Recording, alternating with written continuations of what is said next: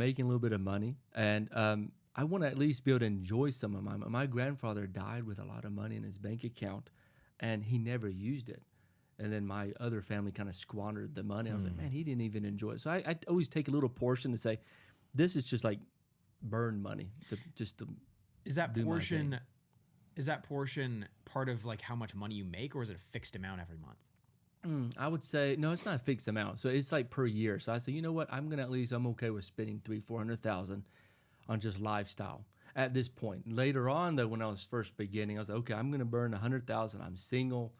I was living in a paid off home. So I'm going to portion that out so I can actually enjoy my life. So what are some of the things that you spent that money on? Did you have to go through a period where you had to learn how to spend money to enjoy it in an effective way? Yeah, because I grew up saving heavily. My brother would, anytime, because we're Korean, okay? So every time a Korean would come to us, they'd always give us $100. My brother would blow it, and I'd save it. This is weird. Wait, what do you mean? Like Koreans, whenever they come to your house, like the older gentlemen, they'd come in, they'd give all the kids $100 bill. Really? I love that. That's a great culture. Sounds like Koreans hate money.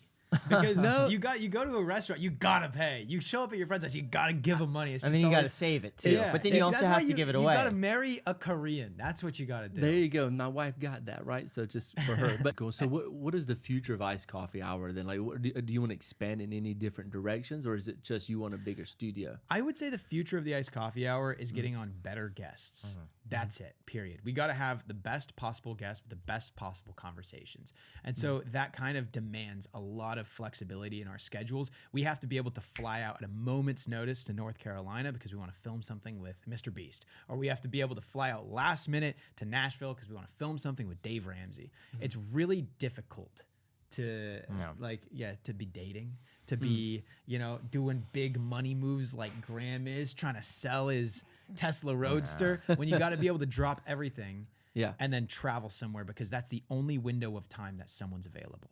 How was it spending time with MrBeast and seeing his operation? Did y'all get to see? Insane.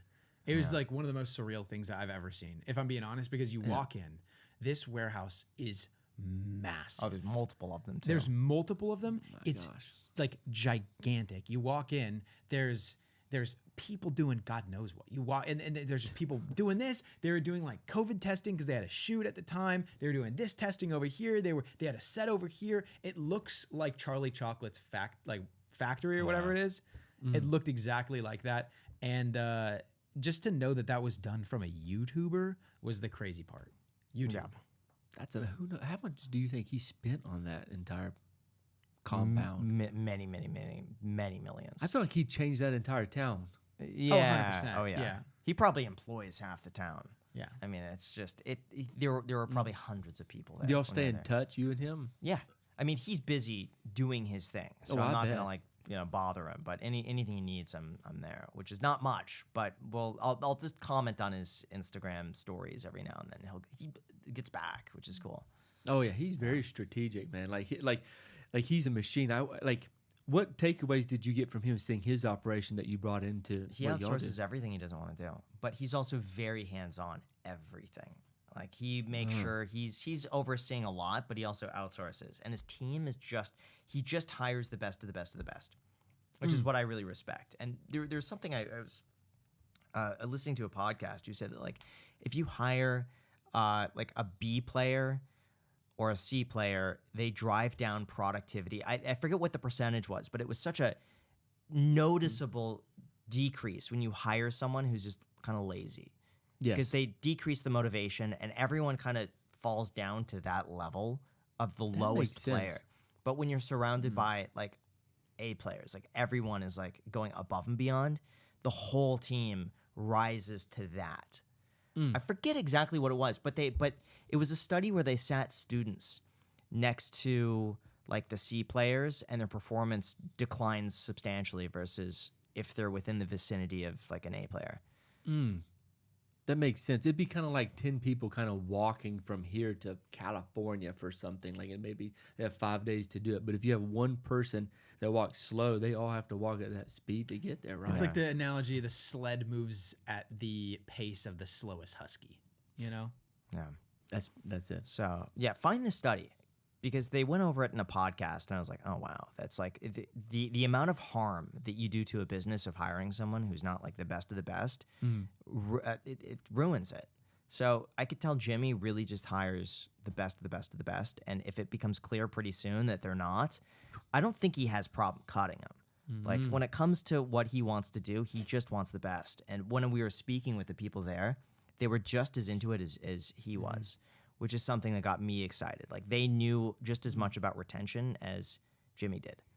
That's and incredible. They're just as into it. They're just as into thumbnail design. They're just as into ideation. They're just as much into like making everything is perfect. I wonder how he was able to channel everyone to make sure they understood the vision, not just like front show, but also back office. You know what I'm saying? Yeah, I have no idea. Yeah, we didn't meet anyone from the back office, but we met a lot of people that were like involved in editing, storytelling, thumbnails, things like this.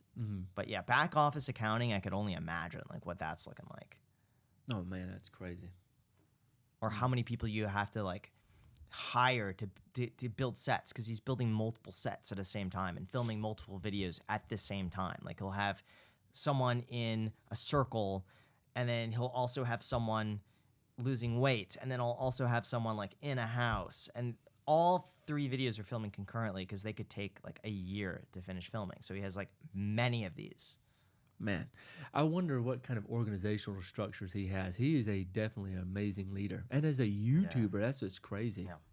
Man, I have no idea, but it's intimidating to me when I see this. I'm like, I don't know. How was he it does wild to see it like a machine? I don't know how he does it. Like there's so many moving parts, and the responsibility seems to fall on him.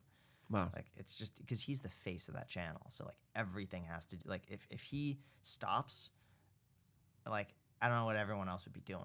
It's like on him. It's crazy. Yeah. Hey, you guys, I just want to say thank you guys for having me again here in the studio. I learned a lot and I love nerding out with you guys, and I look forward to working with you guys again. Thank you. Really appreciate it. Thanks for coming to Vegas. Yeah, thank you guys. Thanks for having us on the show. Maybe there will be some updates, you guys. Let's see. Be there will be. That'd be cool. Till All right. next time. Till next time. See you guys.